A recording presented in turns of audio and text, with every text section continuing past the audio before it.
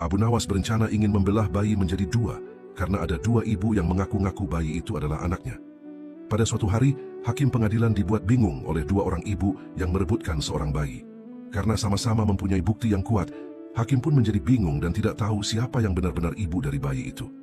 Karena merasa kesulitan, hakim akhirnya pergi menghadap Raja Harun al-Rashid untuk meminta bantuan agar masalah ini bisa cepat diselesaikan. Raja kemudian turun tangan untuk menyelesaikan masalah tersebut. Namun, setelah mendengarkan penjelasan dari kedua wanita itu, Raja juga ikut bingung. Kedua wanita itu sama-sama keras kepala dan tetap bersik bahwa merekalah ibu dari bayi tersebut. Akhirnya Raja memanggil Abu Nawas ke istana untuk menyelesaikan masalah. Abu Nawas pun datang dan setelah mendengarkan seluruh masalahnya, Abu Nawas tidak langsung memberikan keputusan. Ia memilih menunda sidang sampai keesokan harinya. Orang-orang yang hadir yakin bahwa Abu Nawas pasti akan menemukan jalan keluarnya. Keesokan harinya, Abu Nawas datang ke pengadilan. Ia membawa seorang algojo bersamanya. Abu Nawas meminta bayi yang diperebutkan itu diletakkan di atas sebuah meja. Apa yang akan kau lakukan pada bayi itu? Tanya kedua ibu itu bersamaan. Sebelum menjawab pertanyaan kalian, aku akan bertanya sekali lagi. Apakah ada di antara kalian yang bersedia menyerahkan bayi ini kepada ibu kandungnya yang sebenarnya? Namun kedua wanita itu tetap bersikeras. Bayi ini adalah anakku.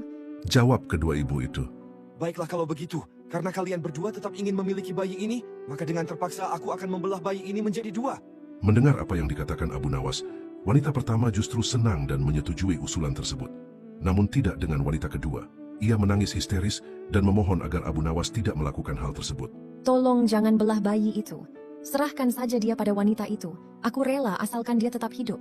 Mendengar perkataan wanita itu, Abu Nawas pun puas. Akhirnya ia tahu siapa ibu kandung sebenarnya dari bayi itu. Kemudian Abu Nawas pun menyerahkan sang bayi kepada wanita kedua yang merupakan ibu kandung dari bayi itu yang sebenarnya. Setelah itu, Abu Nawas meminta agar wanita pertama dihukum sesuai dengan kejahatannya. Hal ini karena tidak ada seorang ibu yang rela melihat anaknya dibunuh, apalagi di hadapan matanya sendiri. Masalah pun akhirnya selesai, dan bayi itu akhirnya kembali ke pelukan ibu kandung.